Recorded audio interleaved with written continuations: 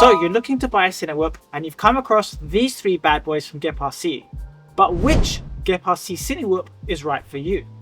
They might all look similar, compact, sub 250 Cinewhoops. Well, almost, but they actually fly completely differently. The DarkStar 16 is tiny and quick, perfect for tight spaces. The DarkStar 22 is the zippy middle child that feels incredibly balanced. And the Cinelog 30V3 is smooth and stable, built for clean cinematic shots.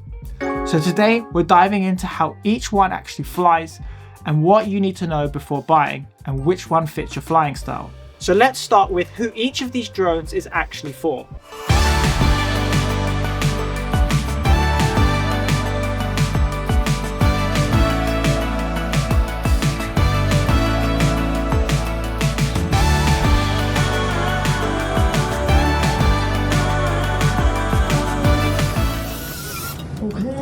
No particular order, the DarkStar 16 is the smallest of the bunch and it's perfect for tight indoor flights or low risk cinematic shots where space is limited. It's quick, nimble and a ton of fun, but the flight times are short, roughly 3.5 minutes. The DarkStar 22 hits the sweet spot. It's light, sub 250 and gets noticeably longer flight times, anywhere from 3 to 7 minutes depending on your setup. It's got power, endurance, and the right balance between stability and agility. And then there's the Cinelog 30V3, a little heavier but incredibly stable. It's a pusher style drone with the motors upside down, which gives it a smooth, stable cinematic feel. Now what really separates this drone is not just how they fly, but how they're built. Each one is built a little differently and you really feel it when you're in the air. The Cinelog 30V3 is GEPRC's more traditional Cinewhoop design. It's a pusher drone with a top-mounted battery and a camera dampening system that keeps the footage smooth, but is also one of its weak spots. Along with the antenna mounts, these can pop loose during a hard landing or even get caught in the props if you're not careful. Despite the drawback, it's still a great drone to fly. It's smooth, stable, and cinematic. On the other end of the scales, you have the DarkStar 16, which runs GEPRC's new frame design with a 4-point dampening system and an underslung battery. It's a puller configuration running a 2S lithium high voltage pack, and even though it still uses a micro USB port, it's quiet, solid, and surprisingly well tuned for its size. Finally, the DarkStar 22 steps things up with a 5-point dampening system, a battery tray, and GEPRC's new all-in-one flight controller. It connects to a USB-C adapter with a 5-pin cable, which isn't ideal, but it gets the job done. You also get LEDs, sub 250 gram weight, and honestly, it's the best feeling one to fly. Now let's talk about what really matters with Cinewhoops, and that's the camera and image quality.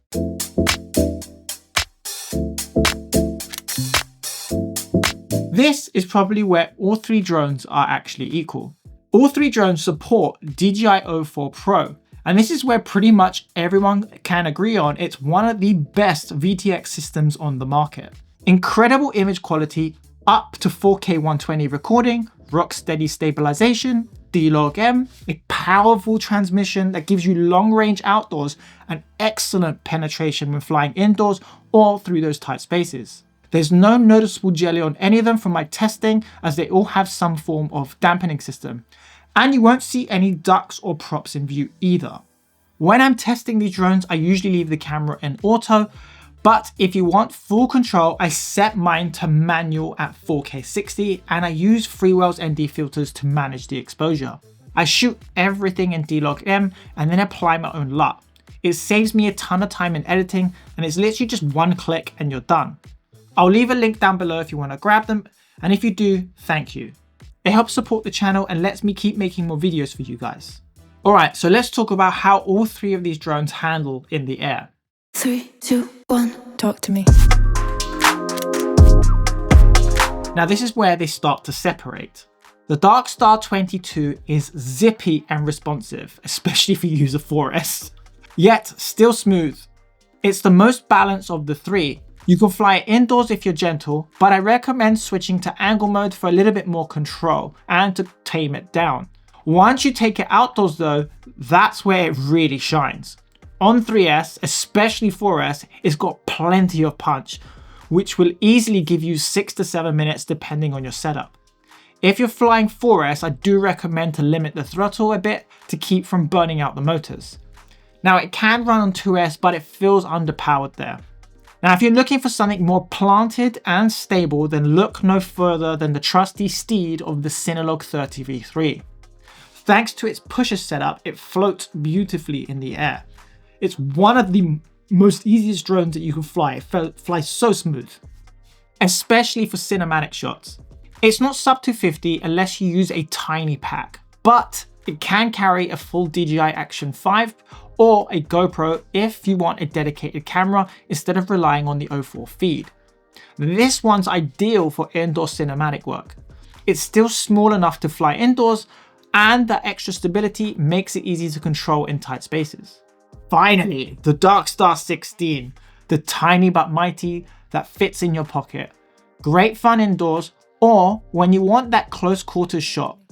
The flight time is short, around 3 minutes on a 2S pack, so you really have to nail the flight first time round. And I suggest doing a quick walkthrough and visualizing your flight path before taking off.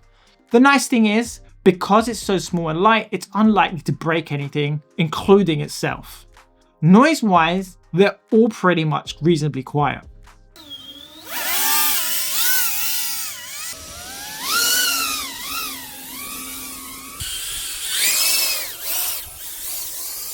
If you made it this far, chances are you're really enjoying the video.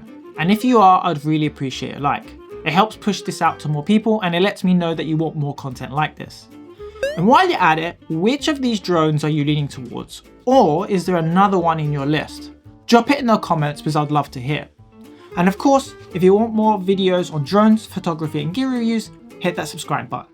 Now let's talk about reliability, build strength, and the little details that make the difference day to day.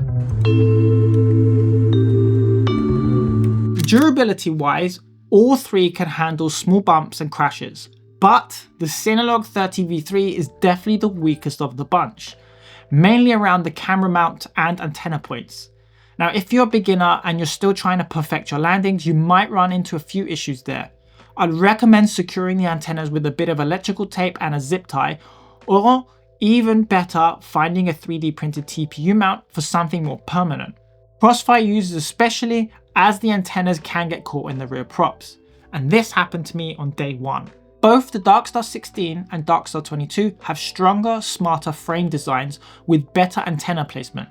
And if you're running ELRS, the antenna sits small and out the way, so there's no risk of being chewed up by props. The DarkStar 16 frame is slightly less rigid, but since it's small and light, it's unlikely to hit hard enough to do any real damage. And the DarkStar 22, on the other hand, feels more solid with thicker ducts and a tougher overall structure.